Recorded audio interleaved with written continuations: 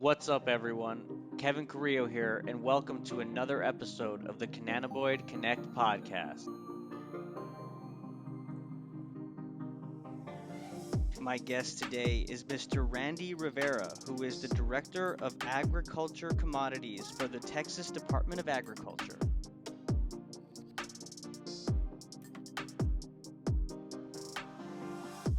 Mr. Randy Rivera, how are you, sir? Thank you so much for joining us today. Thank you for having me. Good afternoon. How are Good you, af- Kevin? I'm doing well. I'm really excited to have you on and to discuss what's going on within the Texas Department of Agriculture related to hemp. So before we get started, Randy, why don't you go ahead and just provide your background and just share who you are so that our listeners and viewers have a background of who you are. Sure, of course. Thank you. I am a 30 plus year veteran of the Texas Department of Agriculture. I began my career at TDA in 1987 in the seed lab in Lubbock, Texas. Attended Texas Tech University, came to TDA, began working in the seed lab there, and then after a couple of years, I took a job in the field where I worked as a pesticide inspector, doing pesticide inspections and pesticide complaint misuse investigations. Did that for about 7 years, and then got an opportunity to come to Austin to run one of our new programs at the time, the Worker Protection Standard. That was a rule that requires farmers, basically production agriculture, to protect their employees from the pesticides that they're exposed to every day. So I did that for a few years, and then, uh, long story short, wound up making a career in TDA in management in one form or another. Retired about 3 years ago as an administrator. Went and worked in the fertilizer industry for a little while in retail sales, and then realized that I was too institutionalized to work in the private industry, so I came back to government. And so now I'm the director for Ag Commodities at TDA, and that includes hemp, of course, as you know now. It also includes our seed quality program, our grain warehouse program, and then our organics program. And so having both seed and the organics program under the same umbrella as we do hemp kind of makes sense. So because we have a bunch of the folks that work in our seed quality program doing a lot of the yeoman share work of the hemp program to get it off the ground. Sure. Wow. So it sounds like you got a lot of expertise and background when it comes to agriculture, especially in the government sector. That's great. Thanks for sharing that. So despite what's been going on, the craziness of this pandemic and COVID-19, obviously a lot of the public sector has been closed down. Businesses have been having to shut down and close due to the stay in shelter in place. But TDA has just been seems like they've been rocking and rolling ever since January, ever since the TDA proposed state hemp plan was approved by the USDA on January 27th. I know that y'all started accepting applications for hemp licenses on March 16th. So why don't you talk a little bit about, that the program and how things are evolving at this point so early? Sure, yeah, you bet. So, fortunately, the agriculture sector is one of those uh, sectors deemed as essential by the government, not only federal, but of course state.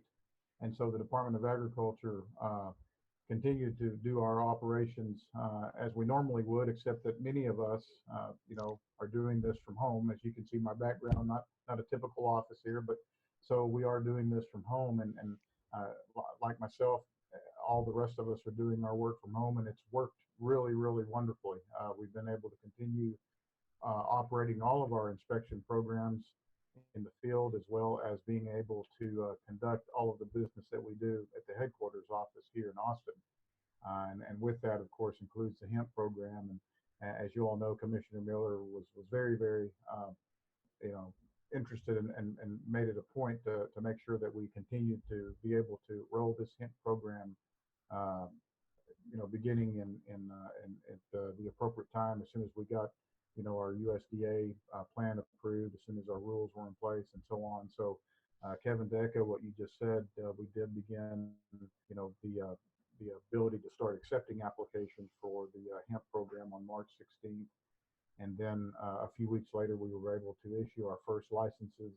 And now we are in the process of issuing permits as well. And in fact, um, Oh, I meant to pull some notes out before I got on this call, but we have several hundred licenses issued already. I think as of yesterday, my days running in together. I think as of Monday morning, we had about 380 licenses processed, and then probably another 160 permits processed.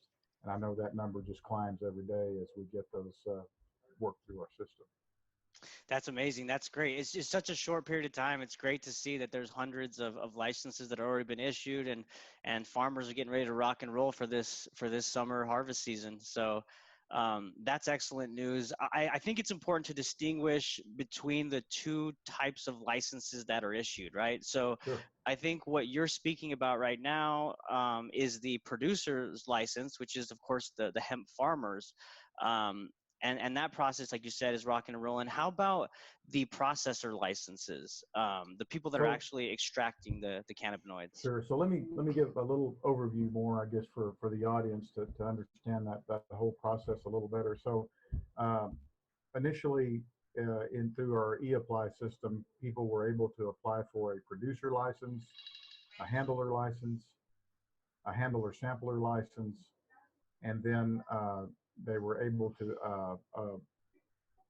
apply for a crop permits.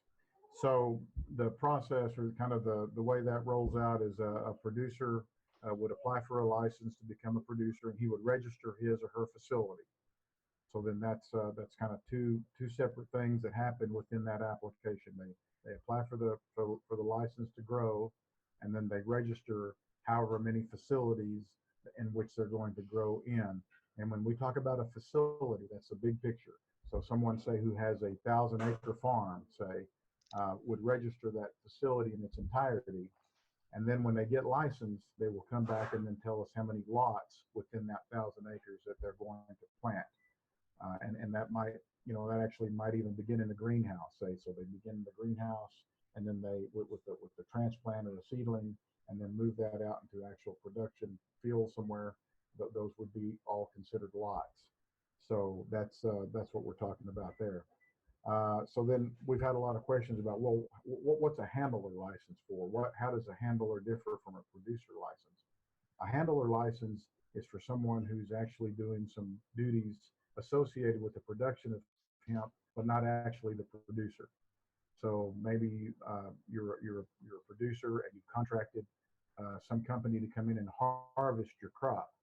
That company and or those employees of that company would need to be licensed as handlers. However, if you're the producer growing that crop and you've got your own hands, your own farm hands, your own people that are actually doing cultivating duties within that crop, they would be covered under your producer license. They would not need to have a handler license. And we distinguish that specifically by saying if you employ those people, they're on your payroll, they cover under your license, you're good to go. No license, no additional licensing is required for those individuals. All right, Got you. so then we have the handler sampler license, and that's the individual that once the crop is ready to be harvested, you're going to, if you're a farmer, if you're a grower, you're going to reach out to one of those sampler people that are licensed so that they can go out and actually do the sample collection for you, and then send that off to the TDA lab. So in a nutshell, that's kind of what people have been able to apply for thus far. And as I mentioned, the fourth one being there, the crop permit. So once somebody gets their license back from TDA in an email, they have a license number. They turn around, they plug that back into the lot crop permit request, and then apply for their lot crop permit so that they can actually start putting seed in the ground or in culture or whatever they're going to grow it in. Got you. Okay. Now that makes sense, and that's helpful to distinguish all those different types of licenses. So that's good to know. Another question for you is the process itself, right? So you mentioned you simply apply online, I know that there was a hemp orientation video that's kind of required before all this, and it touches on that. But if you want to just give a brief explanation as to how the process works and the timing in which you would get your license. So the there is a video that's a prerequisite to becoming licensed, either as a producer or a handler, and that link is there at the e-apply site. So as you're going through applying for the license, you can actually link to that site. The video, if I'm not mistaken, is probably a 20-30 minute video. You watch that video, you come back and you answer yes to the question, you watch the video, and then you can continue to apply for the producer license. Once you've hit submit, once you've paid your fee, the turnaround probably is getting shorter every day because we are, getting to a point where we're catching up with all of the ones that were applied for initially. But the turnaround time for a producer or a handler license today should be inside of a couple of weeks, because part of that requires a background check. And so we do those background checks pretty much on a daily basis as those applications are being processed. And then after that, like I said, follows the lot crop permit application. And again, as time goes on, those timelines are being decreased as we have the ability now to work on those that are, that we're getting on a daily basis, is trying to catch up from, weeks before. So that's kind of where we are there. You mentioned something about the processor. So the processor is a registration. It's not a license, and that's for somebody that's actually going to, take the finished commodity and turn it into something, manufactured into something else, whether it's CBD oil or whatever else that might be, turned into. And so that we're still working the process out for getting those processors registered. We hope to have a form up at our website very, very soon, in which they would download the form, fill it out, and then actually snail mail that back into the department, because we do not have that one ready yet to be electronically applied for.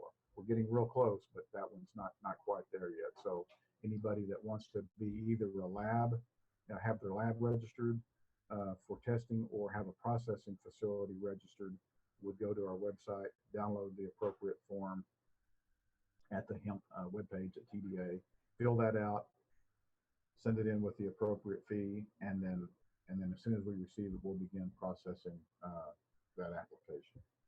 Got you. I remember in our previous conversations, you also mentioned that for manufactured goods that are consumable products, so obviously CBD oil, hemp, edibles, things like that, that goes through the Department of Health and Safety. Is that right? That's correct. So anything that's considered a consumable is regulated by the Department of State Health Services. That's not regulated by TDA.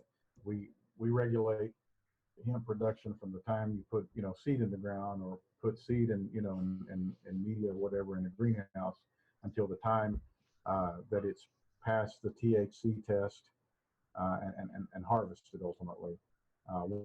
Once it leaves the field of the greenhouse to go to that manufacturing place, it's out of our control, if you will. And at that point, if it's going to be turned into a consumable product, that is something that you would, like CBD oil, that you, as a human, intended for human consumption, if you will, that would then be regulated by the Department of State Health Services, and they have their own rules and regulations dealing with that. Okay.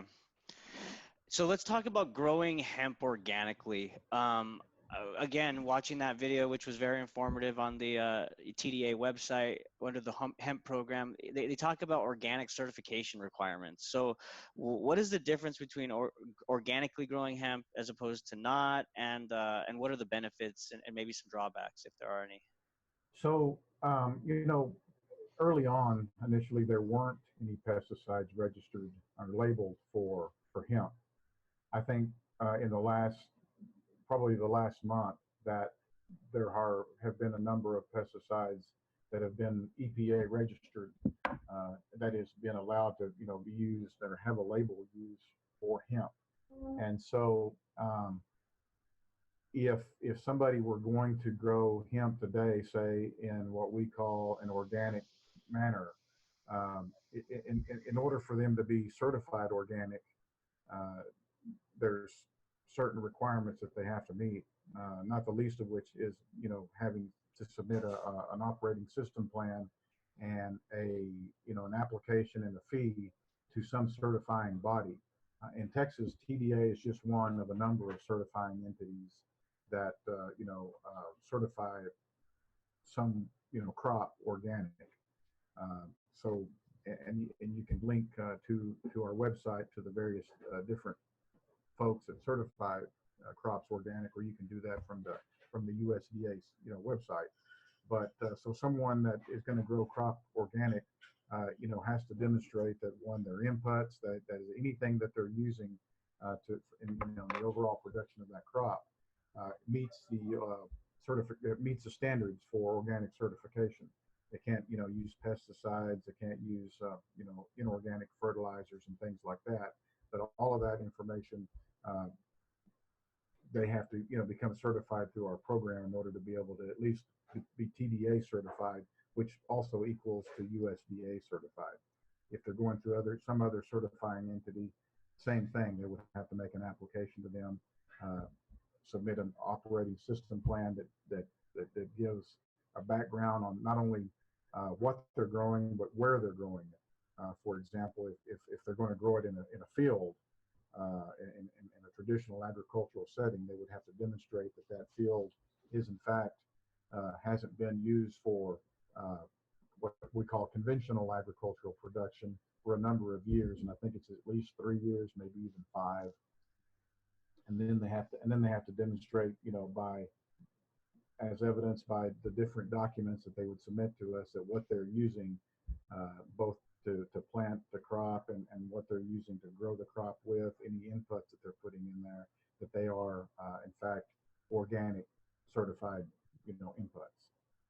I don't know if that answers your question, but that's kind of in a nutshell how that process would work. Now, we already have seen some folks that are already certified organic by us that have subsequently got a hemp producer's license that now want to identify that crop as organic, and they can do that simply by amending their operating system plan that they submit to us. But anybody new coming into the fold would have to start from scratch to demonstrate, all of that stuff that I just talked about, that either the greenhouse they're growing in or the field that they're growing in has been used, there hasn't been pesticides or other inorganic inputs put into those facilities before they actually even start growing.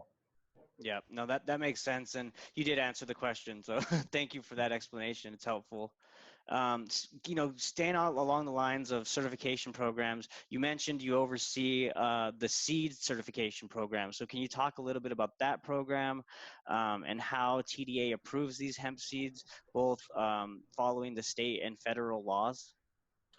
Yeah, and there's a little bit of a misconception, probably created by the statute, on seed certification. So at the Department of Agriculture, before hemp came along, we for years have been the seed certifying agency in Texas. And so the seed certification to TDA in that realm really means something a little different than it means in the hemp seed certification realm. So and it gets real confusing real quick, so I'm going to try not to try to use too many too much lingo here. But so the American Association of Seed Control Officials is the body under which we operate to certify seed, and so we use we basically adopt their rules and regulations to certify seed of any variety, whether it's hemp or you name it, cotton, you name it. If it's a certified seed, that's a legal terminology and a legal standard that's used nationwide. Whereas when the hemp seed law came into effect, at least in Texas, they talked about a hemp, a certified hemp seed in there, and that really was talking about a seed that didn't necessarily go through that process, but that the department had somehow reviewed or adopted from another state or another certifying entity to be seed in which at some level there's some guarantees that the seed is not busting that 0.03 THC level. Right. So again, not to get into a whole lot of legal terminology there, but certified hemp seed in the uh, hemp law is a little different than what we talk about typically at TDA when we're talking about certified seed. And going on beyond that, so we've had a lot of questions from folks about, well, how do we get, how do we get to one, what seed variety can we plant?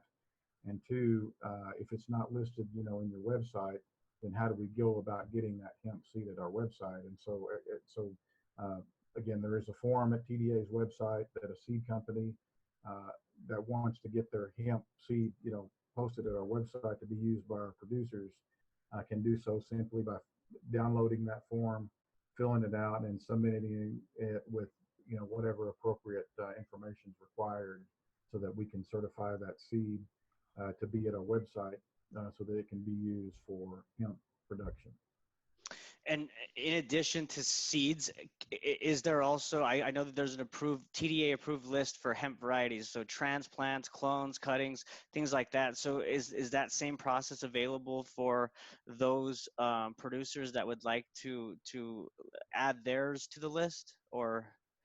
Yeah, sure. So I mean, if again, if they've got, if they've got some, some variety, some strain, I think as it's referred to in the industry of a planting, or whatever that they want to use, they just need to download that form and send it in to us so that our folks down at there at the seed lab can review it and then get it posted to our website.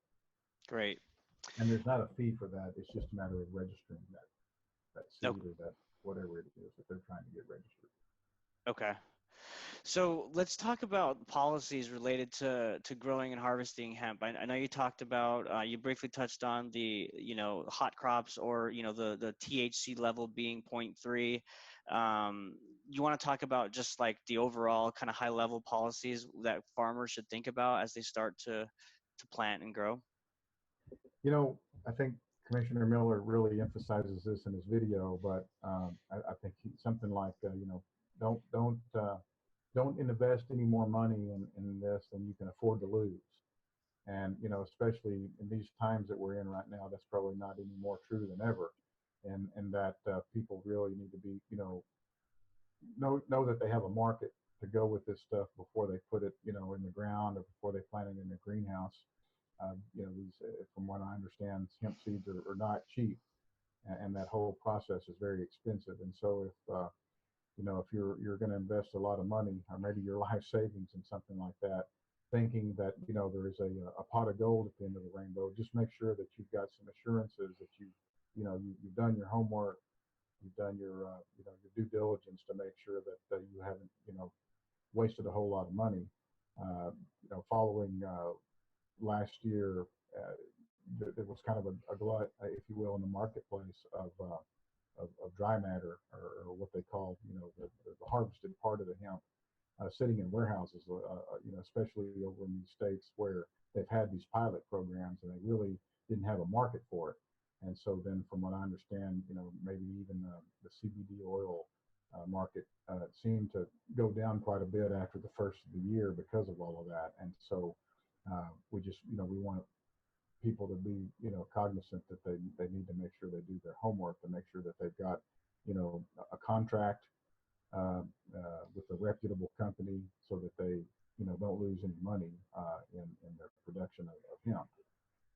The fiber industry is one that, really seems to have a lot of appeal, especially, up on the high plains where, production agriculture is king.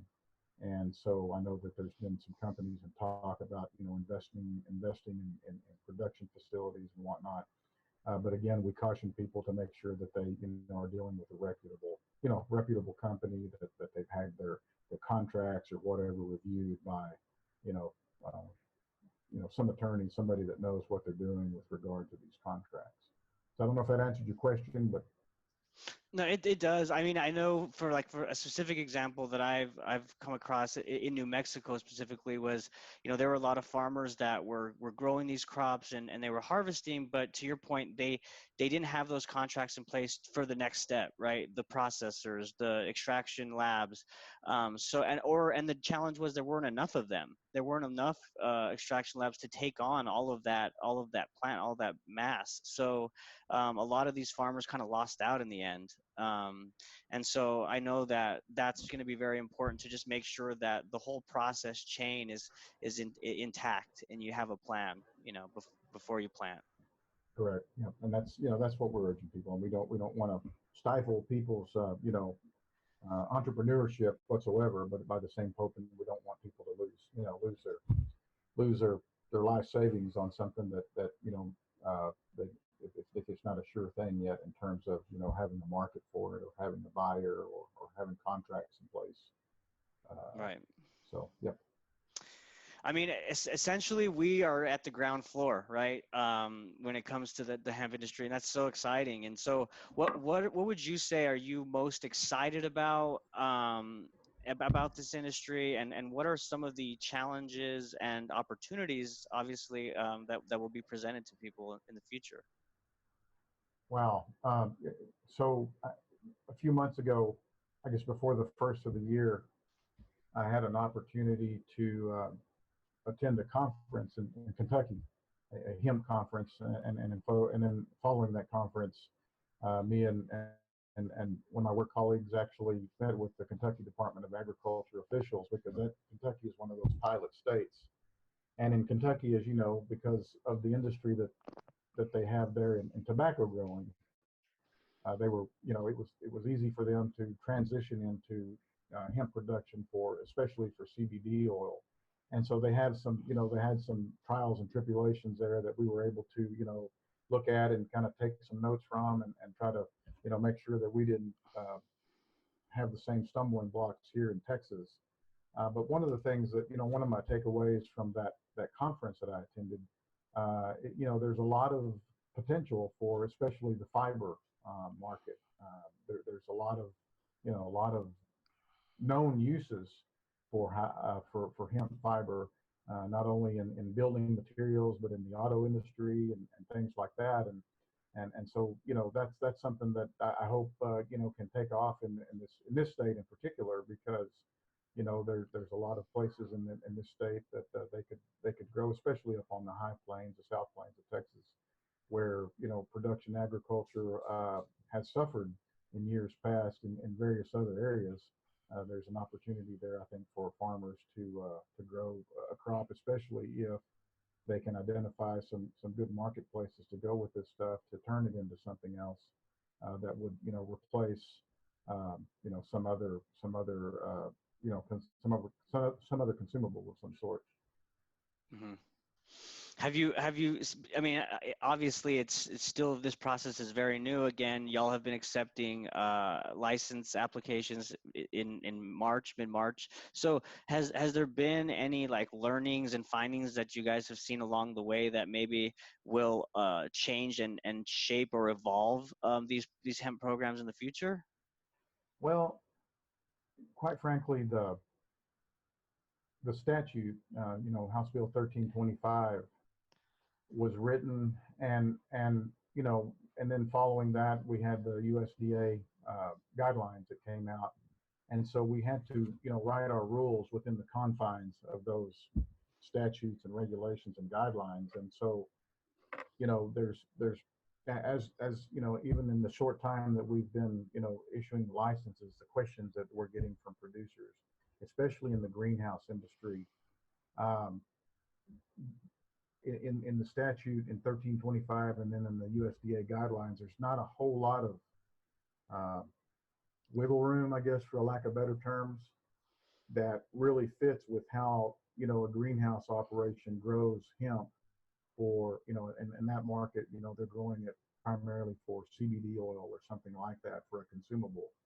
And the whole transplant process, the whole starting from clones or transplants, and then moving to different size containers, and then possibly moving to another facility, all of that, because of the constraints in the 1325 and then subsequently our rules, we're really, limited with what what the wiggle room that we can provide these folks. Because if you think about, once you get your license as you're a grower, and say in a greenhouse setting, and let's say you're going to grow specifically because you're going to plant, say, 100 plants, and those plants are going to be specifically to offer as a transplant for sale. Well, the way the rule is written, that entire lot of plants has to be sold to one individual. It can't be split up. So, immediately that could become a problem for somebody that's, going into that business to offer transplants as a retail sell, because now somebody buying those, they can't sell one here, two there, five there. They have to sell the whole thing as a lot. So from a retail perspective, that really limits the greenhouse industry and what they can do with that. So that's something that probably needs to evolve or change, to Sure. allow for those considerations.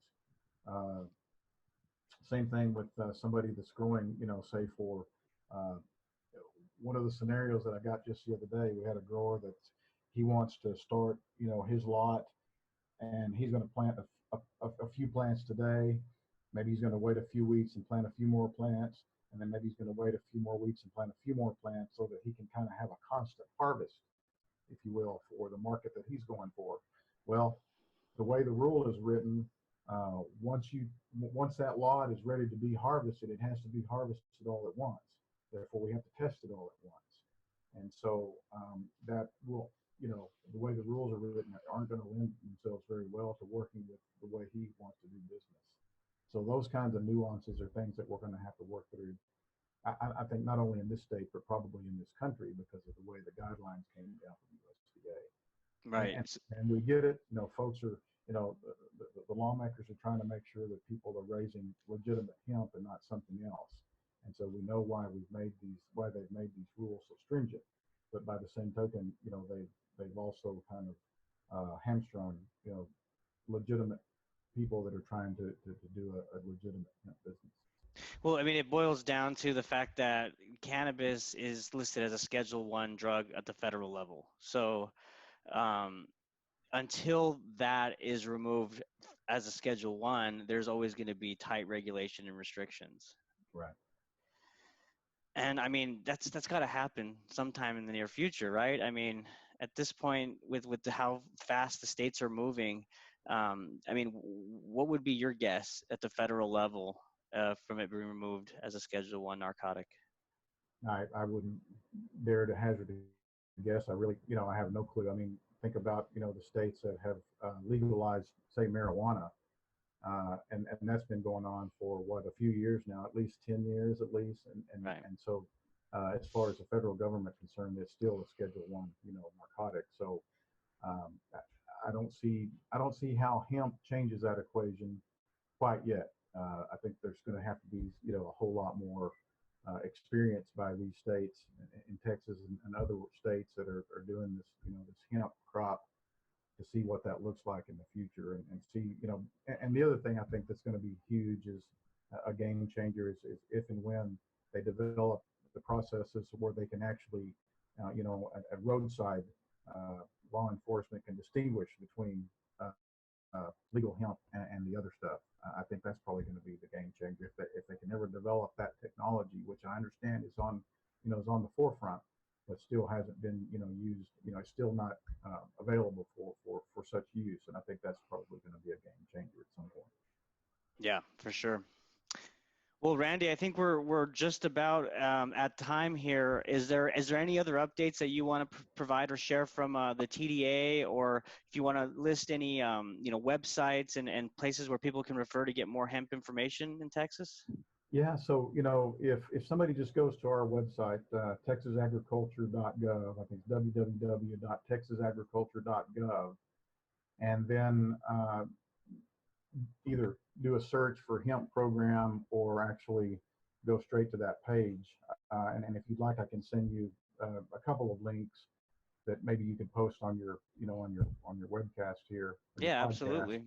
Which, by the way, this is my first one ever, so this is my maiden voyage into these things. But You did I a can great send you, job.